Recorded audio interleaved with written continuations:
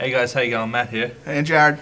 Today we're going to do a bit of a more serious video where we're talking about the R18 plus issue that is plaguing the video game industry in Australia at the moment. Now, a lot of you will know that the Governor Generals of each state are meeting in June, was it?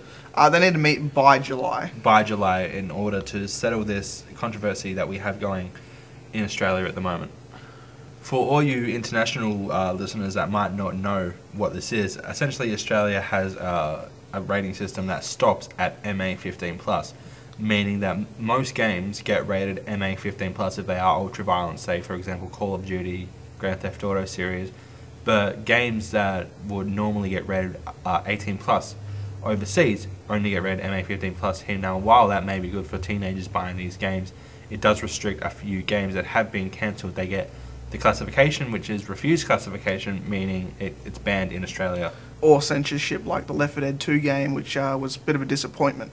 Yeah, games get censored here, leading to piracy that other countries don't have to deal with. With an increase of video game piracy, it's going to lead to a decrease of the fiscal earnings of these video game companies, which leads to poorer content for us gamers. Now, I don't know about you, Jarrad, but I don't want that happening. No, of course not. If anything, I want it to increase. You want the piracy to increase? No, the actual game quality, because even though piracy is a continuous thing, and it always will be, games have slowly dipped over the years. I mean, there's been some good titles here and there, but they are slowly dipping due to piracy as it is now. And citing Mass Effect as an example, the amount of the amount of money Mass Effect 2 was able to make led to a brilliant game in Dragon Age 2. And for the amount of money Dragon Age 2 is making right now, it's going to lead to even a better game in Mass Effect 3. And if you support the game makers, they support you by making better game content. So while our only option is to pirate these games in Australia, it's not going to be it's going to lead to us not being able to support the game developers. Now, why we acknowledge the fact that parents don't want their children playing ultra-violent games, and I understand that, this is what this game ranking will do. Specifically what parents think is going to happen with allowing an R18+ rating is that they're going to allow their children access to ultra-violent games which necessarily wouldn't have been ranked here in Australia. Which is actually not 100% correct, because the children under 18 will not be able to purchase it. There will be laws and legislations against that, which means the parent will actually, or guardian will need to be there to purchase the game. Now, if the parents really, really want their children to play the game, fair enough, you can't stop that.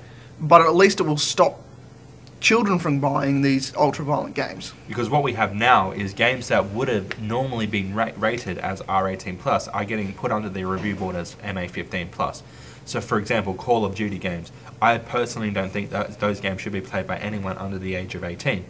But because we don't have an R18+ rating, they're allowed to be put into the hands of impressionable 15-year-olds.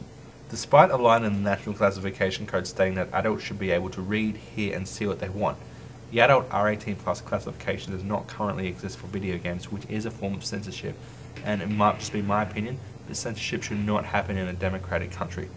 Now, obviously there are certain things that are exempt from this, for example child pornography, but on the wider scheme of things, censorship as a whole should not happen. Now, this just isn't our biased opinion. Several studies conducted by my former stomping ground, Bond University, has shown that the majority of people they interviewed want an R18+ rating. Now, to stay unbiased, we are going to get some words from someone who this will directly affect, someone under the age of 18, and that is Jarrad's brother. Hey guys, my name's Cameron. I'm Jarrad's little brother.